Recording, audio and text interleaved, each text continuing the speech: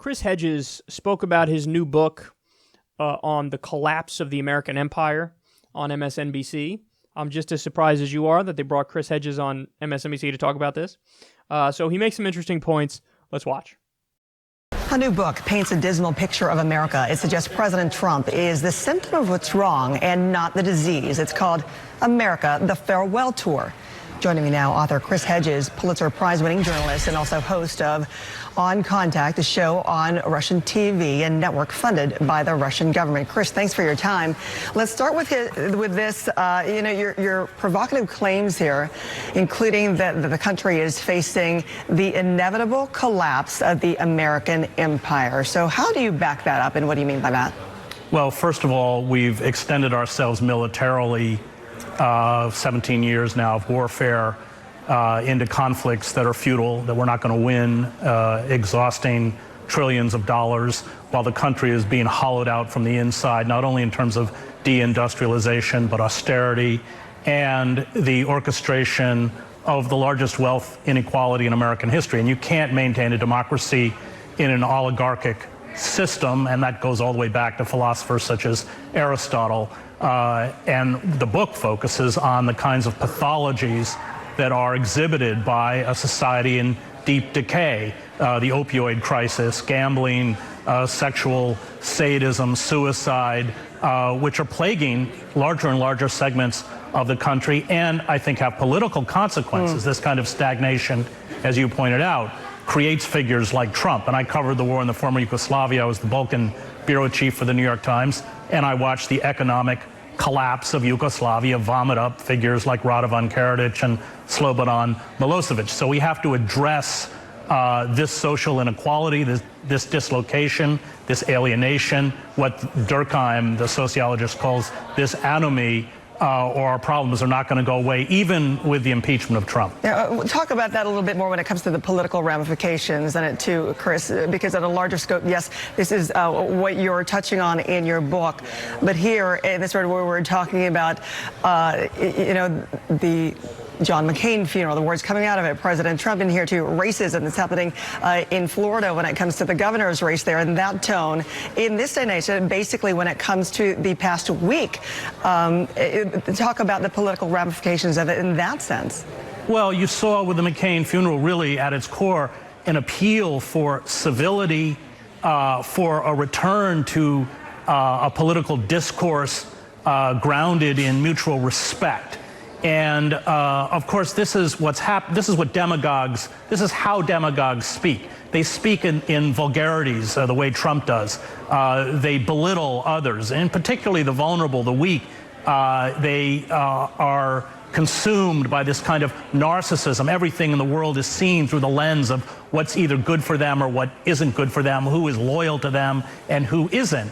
And I found that kind of poignant with the McCain funeral because this is the new world. And as you correctly point out, it's not limited to Trump.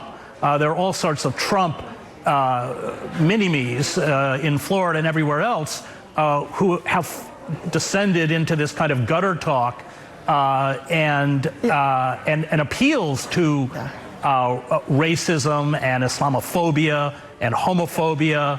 And it's not just the United States. This is what neoliberalism has writ large, what corporate capitalism has writ large throughout much of the industrialized world. We just saw in a German city 8,000 marchers led by neo-Nazis walking through the streets. We've seen Hungary with Orban, Brexit, the rise of Boris Johnson, figures like Boris Johnson. So it's not limited to the United States. Sure. And if you take history, though, in essence, a history of this country, and you look at its past, and you look at the darker moments, and you look at the challenges, civil unrest in the 60s, Vietnam War, and we can go on a list here, we've seen it through. We've come out of it. And who's not to say that that couldn't be the same when it comes to this time now? Why it seems like if you see it as bleak, are we going to stay bleak? Well, because the foundation of the American economy is no longer manufacturing. Our economy has been seized by Wall Street speculators. So you think the economy is behind it all? Yeah, sure. I mean, there was an article in today's New York Times about the fracking industry being the next bubble. Well, we've got student debt. We've got the economy is extremely weak. And you saw with the tax cuts, these major corporations went and bought back their own stock. So because their compensation packages are tied to stock, or they hoarded it. They didn't invest it into the country. They didn't create jobs. And this is what Karl Marx calls fictitious capital. And we all know where it's going to end. And another economic crisis, there's no plan B. They can't lower interest rates any more than they've already lowered them. Chris Hedges, thank you for your time and perspective. Now to the Florida's governor. That was brilliant. So what he's describing there, and he summed it up very well, is something that I think the left has pointed out insistently and repeatedly. And it's basically like the left is begging people who are center-left, liberal-ish, to understand this and recognize this, because it impacts how we campaign and what we focus on.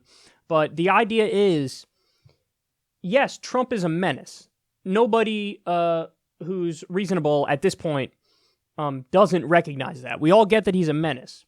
But if you get rid of Trump, what then?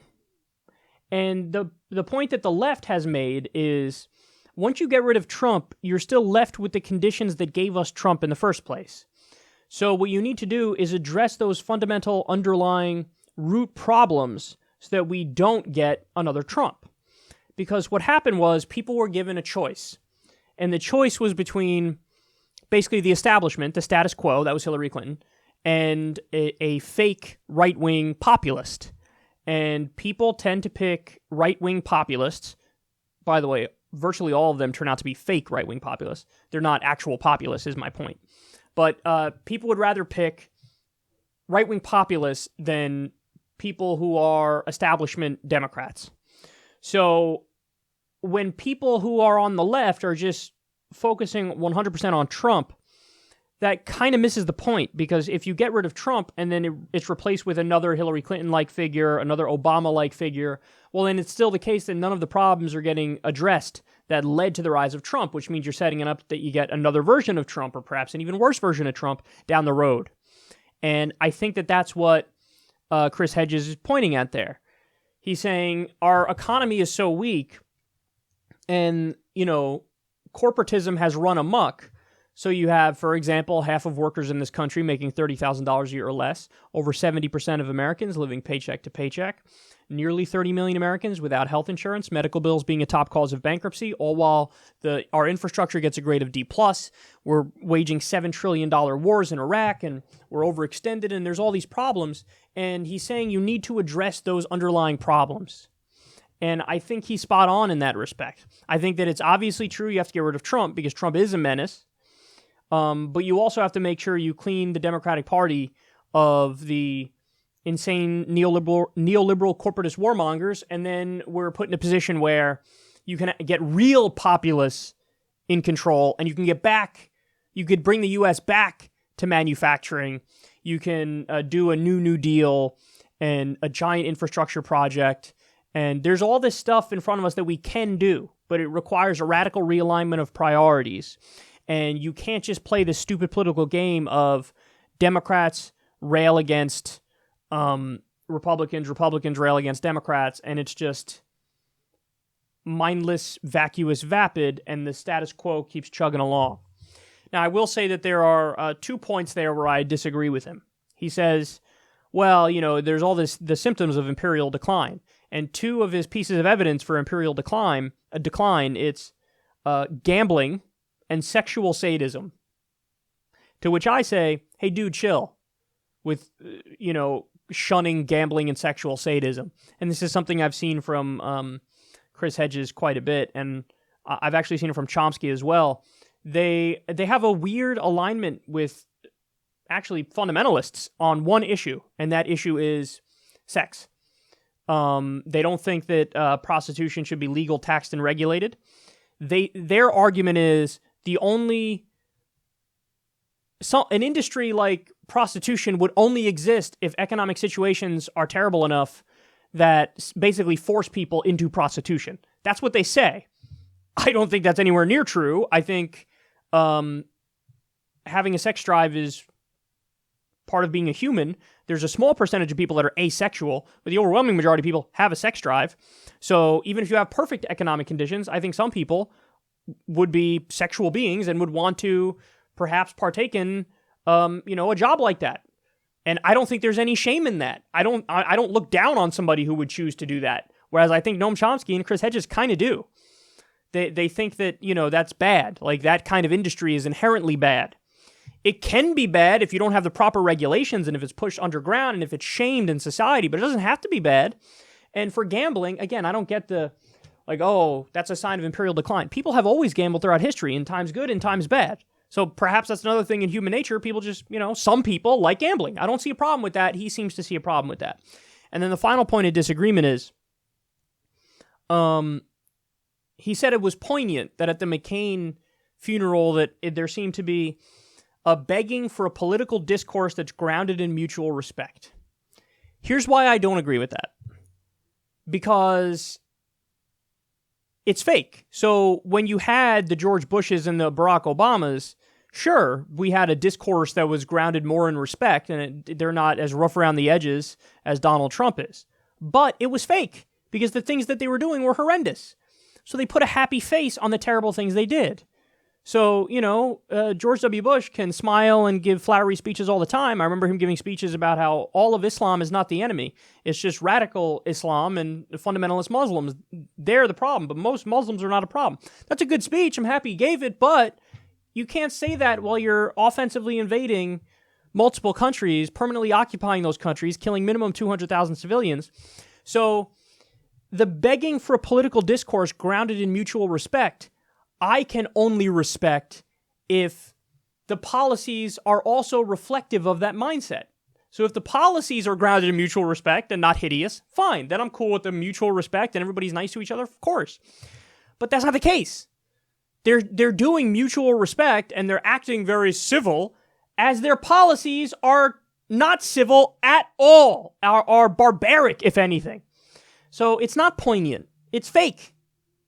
So, I'll take a guy who's rough around the edges and is a truth teller who's doing the right policies all day over somebody who's kind and civil but does the wrong policies.